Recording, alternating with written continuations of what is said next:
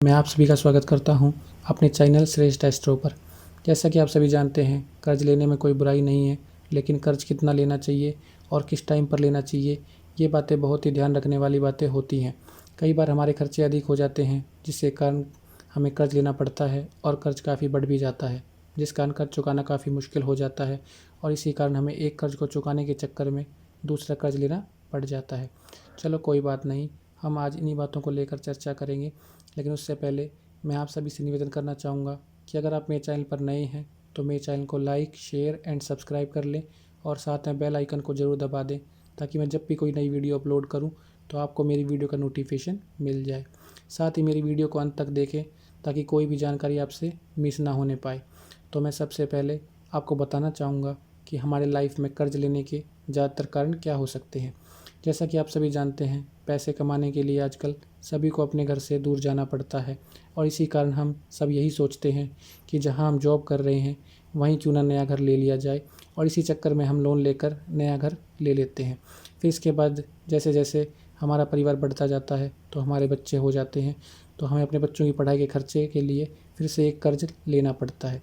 इसके बाद फिर बच्चे बड़े हो जाते हैं तो हमें बच्चों की शादी के लिए कर्ज लेना पड़ जाता है, और फिर धीरे धीरे जैसे जैसे परिवार बड़ा हो जाता है तो हमें घर में गाड़ी की आवश्यकता होती है, तो गाड़ी खरीदने के लिए फिर हमें कर्ज लेना पड़ जाता है। ये कुछ कारण हैं जिनके लिए हमें कर्ज लेना पड़ जाता है, और ये सभी चीज़ें हमारी लाइफ में ज़रूरी भी होती हैं। तो सबसे पहले मैं आपको बताऊंगा कि आपको कर्ज किस दिन लेना चाहिए और किस दिन देना चाहिए। इन बातों पर सबसे पहले ध्यान देना आवश्यक होता है। तो आप लोगों को सबसे पहले मैं बताना चाहूँगा कि रविवार के दिन आपको ना तो कर्ज लेना चाहिए और ना किसी को देना चाहिए। इसके बाद आपको सोमवार के दिन कर्ज दे भी सकते हैं और ले भी सकते हैं। इस दिन कर्ज लेने देने में कोई नुकसान नहीं होता। इसके बाद मंगलवार के दिन तो कर्ज लेना शास्त्रों में भी निषेध बताया गया है, और अगर आपने किसी से कोई कर्ज ले रखा है तो आप वापस कर दीजिए, वो ज़्यादा बेहतर होता है। इसके बाद बुधवार का दिन गणेश भगवान का माना गया है, तो इस दिन आपको किसी से कर्ज नहीं लेना चाहिए और ना देना चाहिए। इसके बाद बृहस्पतिवार का दिन अच्छा माना गया है, इस दिन किसी को कर्ज देना नहीं चाहिए, पर अगर आपने इस दिन किसी से कर्ज लेते हो तो आप बहुत जल्दी उतर जाता है। इसके बाद शुक्रवार का दिन सबसे अच्छा माना गया है कर्ज देने और लेने के लिए। इस दिन आप किसी से कर्ज ले भी सकते हैं और दे भी सकते हैं। और आखिर में शनिवार का दिन कर्ज ना तो लेना चाहिए और ना देना चाहिए, क्योंकि इस दिन दिया हुआ कर्ज और लिया हुआ कर्ज बहुत ही मुश्किल से चुकाया जाता है।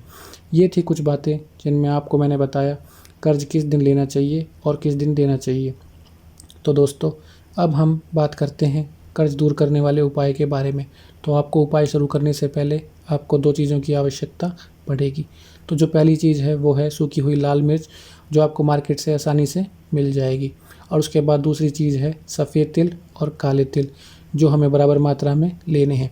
इसके बाद आपको करना ये है कि आपको सूखी लाल मिर्च से दाने निकाल लेने हैं और उन्हें अलग से किसी डब्बे में रख लेना है, और उसके बाद सफ़ेद तिल और काले तिल को मिक्स करके अलग डब्बे में रख लेना है। फिर आपको उपाय शनिवार से शुरू करना है।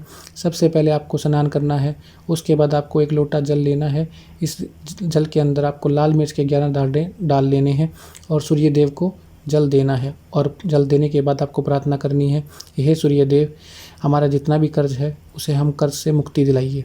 उसके बाद आपको करना ये है, जो मिक्स आपने काले तिल और सफ़ेद तिल किए थे, उन तिल को आपको किसी पीपल के पेड़ के नीचे रख कर आ जाना है और प्रार्थना करनी है, हे पीपल देव, हमने जो भी कर्ज लिया है उसे हमें जल्दी से दूर करवाइए।